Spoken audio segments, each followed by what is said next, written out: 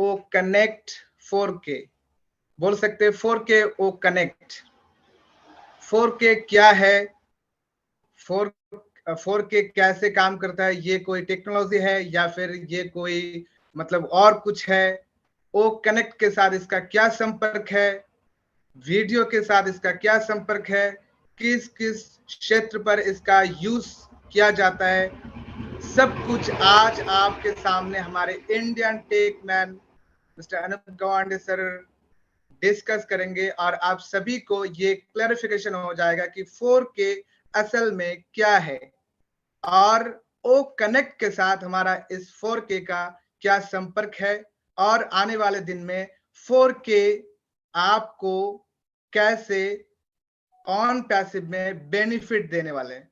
तो इन सभी चीजों को आज आप सुनने वाले हैं इस सेशन के माध्यम से। तो जो साथी हमारे जूम पर हमारे साथ जुड़े हुए हैं, आप जुड़े रहिए, और जो यूट्यूब पर हमारे साथ जुड़े हुए हैं आप भी अंत तक जुड़े रहे ताकि हमारे कोई भी एक पॉइंट मिस ना हो जाए।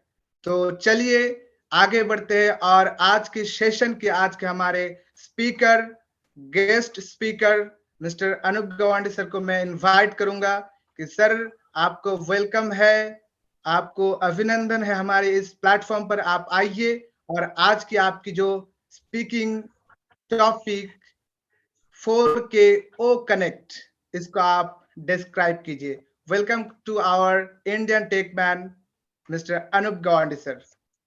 Thank you Rehan. ऑन पैसिव नमस्कार। एक्चुअली आज का जो सब्जेक्ट है 4K, मैं इन चीजों से बहुत जुड़ा हूँ पर्सनली और प्रोफेशनली, क्योंकि ये मेरा पर्सनल टॉपिक था। ये 4K एक्चुअली एक रिजोल्यूशन है, इमेज क्वालिटी भी कह सकते हैं हम डिस्प्ले क्वालिटी भी कह सकते हैं, या फिर हम वीडियो की पिक्सल क्वालिटी भी कह सकते हैं 4K को।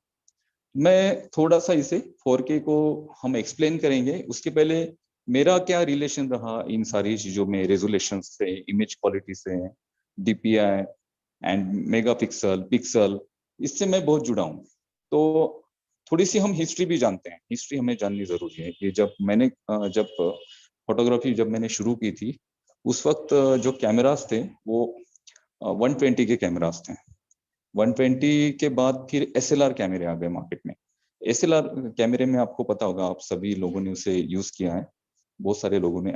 ये आपका जो जनरेशन है आपको नहीं पता, बट आज से 10 साल 20 साल पहले SLR कैमरा था जिसमें नेगेटिव होता था। एक छोटी सी डिब्बी होती थी, उसमें 36 इमेजेस शूट होती थी। अगर आप उसको डार्क रूम में अगर कैमरा में लोड करते तो 38 फोटोज तक आप उसमें शूट कर सकते थे।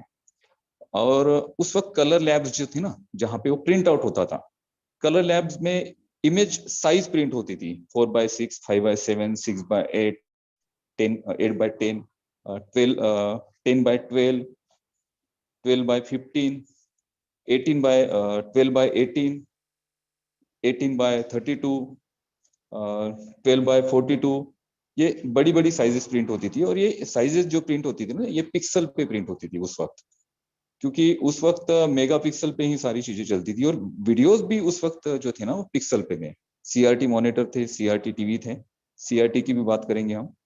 तो जब मैंने फोटोग्राफी शुरू की थी उस वक्त मैनुअल सारे कैमरा थे। हम कलर फिल्म हम यूज करते थे, हम ब्लैक एंड व्हाइट फिल्म भी यूज करते थे। कलर फिल्म में बेसिकली मैं पूरा जो इवेंट है या फिर कुछ शूट करता था। और ब्लैक एंड व्हाइट मेरे पास एक कैमरा होता था एक्स्ट्रा, और जिसमें ब्लैक एंड व्हाइट रोल डली हुई होती थी। और उस रोल पे हम ब्लैक एंड व्हाइट शूट करते थे और उसको हैंड पेंट करते थे उस इमेजेस को। शुरू की बात, जब डिजिटल टेक्नोलॉजी नहीं आई थी, डिजिटल फोटोग्राफी नहीं आई थी, उस वक्त की बात कर रहा हूँ मैं। और जो वहां पे जो कलर लैब्स थी, कलर लैब्स की जो मशीन्स थी, उस मशीन में एक डिस्प्ले होता था, छोटा सा एक डिस्प्ले होता था, ऊपर से एक हेड होता था, उस हेड से लाइट पास होती थी। और वो जो नेगेटिव है, उस नेगेटिव को पहले डेवलप किया जाता था। डेवलप करने के बाद उस नेगेटिव को उस हेड के नीचे उस डिस्प्ले पे एक एक नेगेटिव को आगे आगे रोल किया जाता था।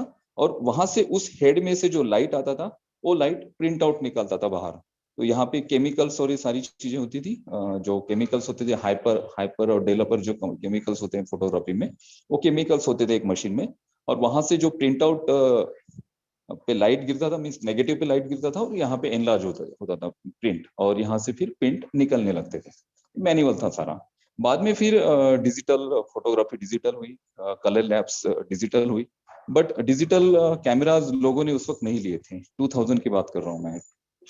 तो उस वक्त हमारे पास ऐसा ऑप्शन नहीं था। कंप्यूटर्स आ गए थे, कंप्यूटर पे हमने एडोब फोटोशॉप और ये सारी चीजें हमने काम करना शुरू कर दिया।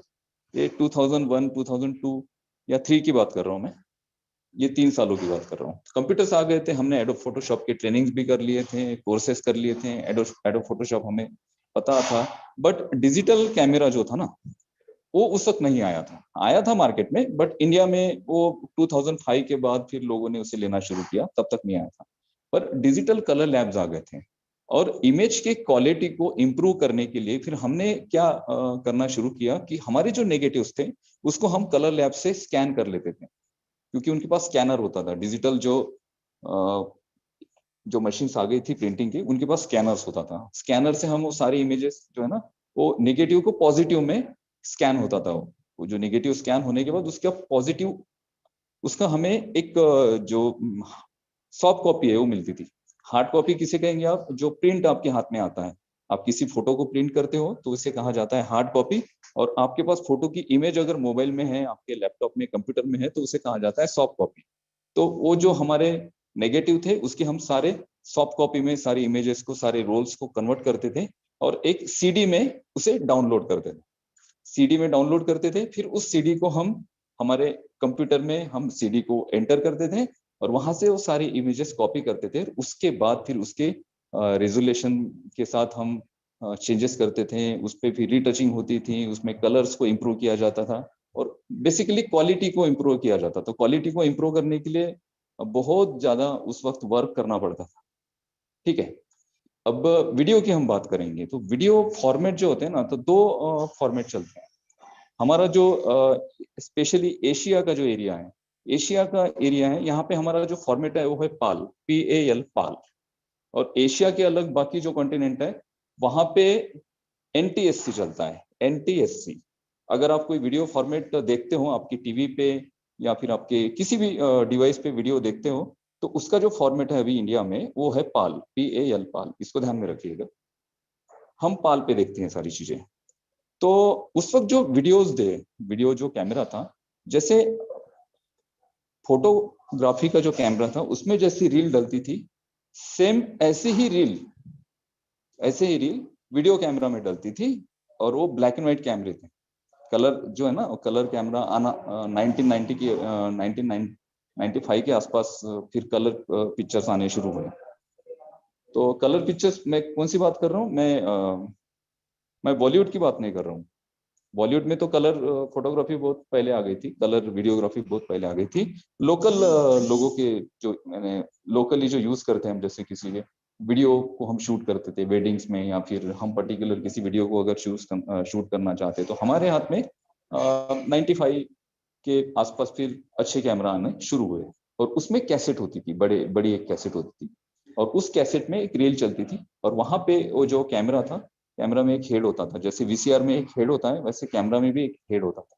और वो हेड क्या करता था, कैमरा के लेंस से जो लाइट अंदर आ रहा है उस लाइट को रिकॉर्ड करता था, रिकॉर्ड करके उस रील पे उसे प्रिंट किया करता था। और वो रील फिर हम क्या करते थे, VCR में प्ले करते थे। उसमें फिर मैन्युअली थोड़ी एडिटिंग होती थी। इतना अभी जो हम डिजिटली एडिटिंग कर रहे हैं ना अभी इतना हाई लेवल पे, उतना नहीं होता था। मैन्युअल वहां पे थोड़ा सा एडिटिंग होता था। और उसके बाद फिर हम उसका एक उस पूरी पिक्चर जो है हम वीडियो फॉर्मेट में उस कैसेट में ही रखते थे, क्योंकि सीडीज और ये सारी चीजें उस वक्त आई नहीं थी। अगर आ गई है तो CD प्लेयर्स जो थे ना, छोटे छोटे CD प्लेयर्स थे, वो थे नहीं लोगों के पास। अभी हमें CD प्लेयर्स की जरूरत नहीं पड़ती है। अभी हम मोबाइल में सारे म्यूजिक और ये सारी वीडियोस देख लेते हैं। उस वक्त VCR, जब तक आपके पास VCR नहीं है तब तक आप कोई वीडियो नहीं देख पाते थे। VCR होना जरूरी था। बाद में जब CD प्लेयर्स आए तो मुझे पता है मेरे दोस्त ने 40,000 रुपीज का CD प्लेयर लिया था। 40,000 रुपीज, क्या आप इमेजिन करेंगे? 40,000 रुपीज का CD प्लेयर था। और गिने चुने लोगों के पास था, जैसे टीवी गिने चुने लोगों के पास था, जैसे डिजिटल टेक्नोलॉजी आई। बाद में फिर क्या हुआ, फिर डिजिटल वीडियो कैमरा भी आना शुरू हुआ। और जब डिजिटल वीडियो कैमरा आना शुरू हुआ तो उसके बाद फिर ये